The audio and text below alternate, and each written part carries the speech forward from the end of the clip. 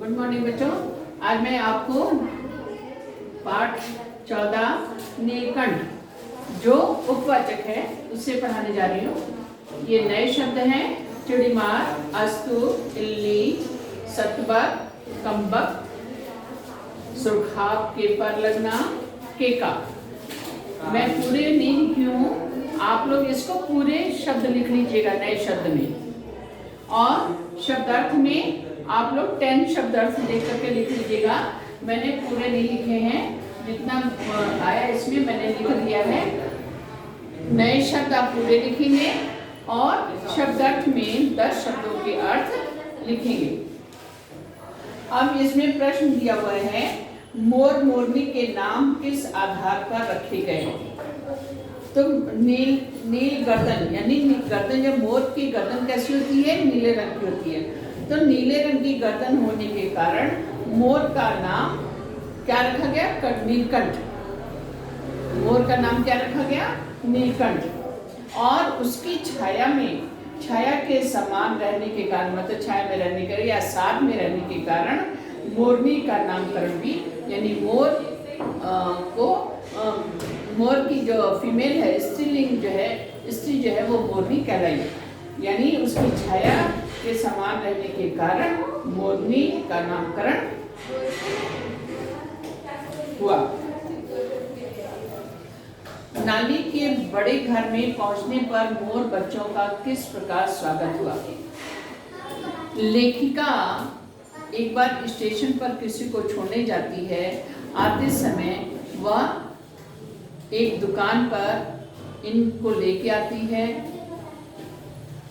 जिससे इन्होंने खरीदा था वो चाय वाला था, उनसे इन्होंने खरीदा, उसने 30 रुपए में खरीदा था बहेलिए से, और इनको 35 रुपए में बेच दिया था। ये मोर और मोरनी जो थे दोनों अभी छोटे छोटे थे, बहुत ही छोटे थे। घर लेके आए तो पहले तो वो शांत थे, ज़्यादा उछल कूद या चहल पहल नहीं थी उनके। लेकिन जब ससुराल में, जिस प्रकार ससुराल में नववधु का स्वागत कैसे होता है, मतलब एक चहल पहल मच जाती, सब लोग कितने उत्साहित रहते हैं उन्हें देखने के लिए, उसी प्रकार जब ये लेखिका इन पक्षियों को लेकर के अपने घर गई तो वैसा ही जाली के बड़े घर में पहुंचने पर मोर के बच्चों का स्वागत हुआ। उसमें लेखिका ने क्या पाल रखा था? तोता पाल रखा था, खरगोश पाल रखा था, और तोता, खरगोश और भी कई पक्षी उन्होंने पाल रखे थे। तो उनके साथ साथ ये लोग भी उसी में रहने लगे। तो उस बड़े घर में परिवार वालों में कौतूहल पैदा हुआ। जो दूसरे पक्षी उसमें लेखिका के घर में थे, नए पक्षियों को देख करके एक उनमें चहल पहल मच गई। लक्का कबूतर नाचना छोड़कर दौड़ पड़े।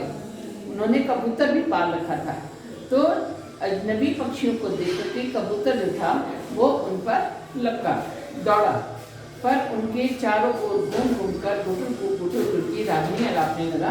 अपनी आवाज में गुटुर करके बोलने लगा।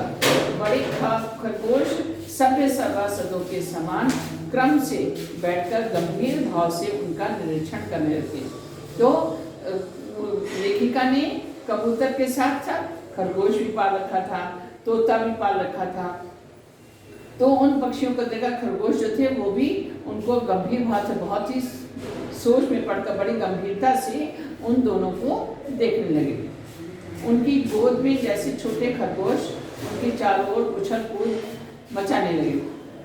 तोते मानो भली भांति देखने के लिए एक आंख बंद करके उनका परीक्षण करने लगे। मतलब उस बाड़े में चहल पहल सी मच गई। लेखिका को नीलकंठ की कौन कौन सी चेष्टाएं बहुत भाती थीं?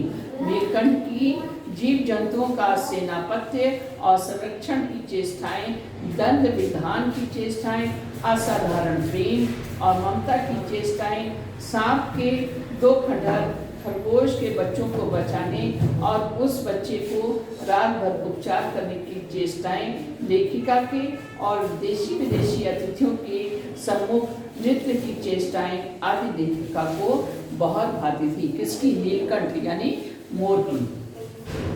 ये सब क्रियाएं करता था। थर्ड देखिए, इस आनंदोत्सव की रागनी में बेमेल स्वर कैसे बज उठा, वाक्य किस घटना की ओर संकेत कर रहा है। इस आनंदोत्सव की रागनी में बेमेल स्वर कैसे बज उठा, वाक्य भावी दुखद घटना की ओर संकेत कर रहा है।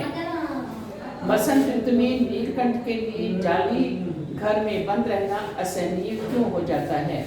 क्योंकि पक्षी जो बसंत ऋतु जो है वो पंख फैला करके आनंद से झूम उठता है, नाचने लग पड़ता है, तो उन्हें जालीदार बंद घर में रहना पसंद नहीं आ रहा था।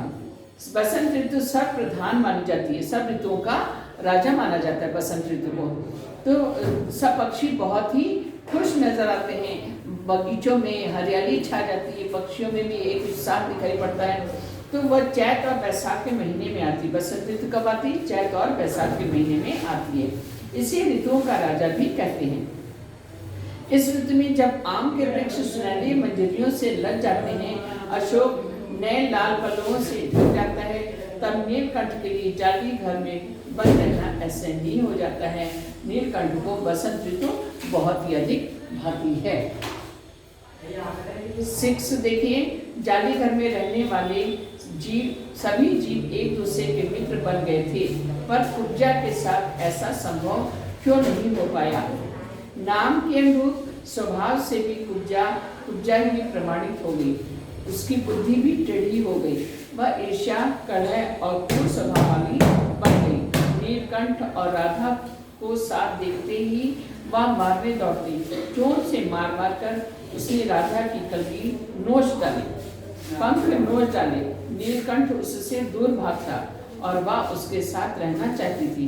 न किसी जीव जंतु को वह नीलकंठ के समीप आने देती थी।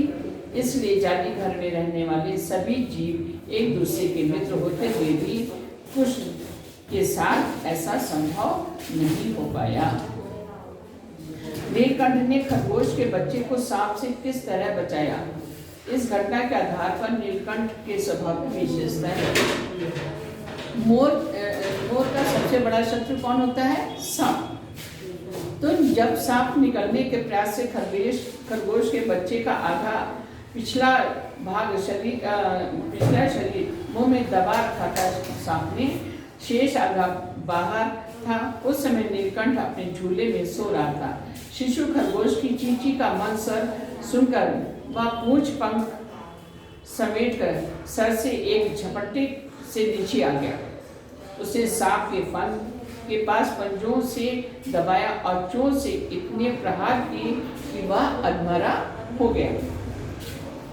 खरगोश का बच्चा मुख से निकल आया। बाद में सांप को 2 खंडर कर दिया, सांप के 2 टुकड़े कर दिए। किसने? मोर ने अपनी चोट से, और खरगोश के बच्चे को उपचार भी किया। इस प्रकार नीलकंठ ने खरगोश के बच्चे को सांप से बचाया। इस घटना के आधार पर हम कह सकते हैं कि जीव जंतुओं का संरक्षण करना, क्रूर जंतुओं को कठोर दंड देना, सक्रिय और समयोजित चर्या करना दिष्ट आदि नीलकंठ की स्वभाव की विशेषताएं हैं। परफेक्ट जेंटलमैन की उपाधि इन्होंने दी, किसको दी और क्यों?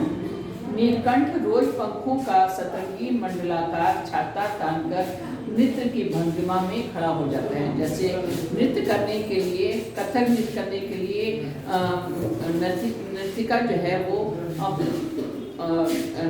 वैसे खड़ी हो जाती है नृत्य करने के लिए, वैसे ही मोर जो है वो अपने सतरंगी परों से छाता तानकर नृत्य की भंगिमा में खड़ा हो जाता है।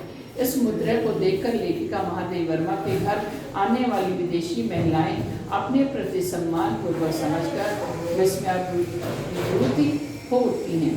इससे उन्होंने नीलकंठ को परफेक्ट जेंटलमैन की उपाधि दी है। तो ये पाठ जो है महादेवी वर्मा जी ने लिखा है।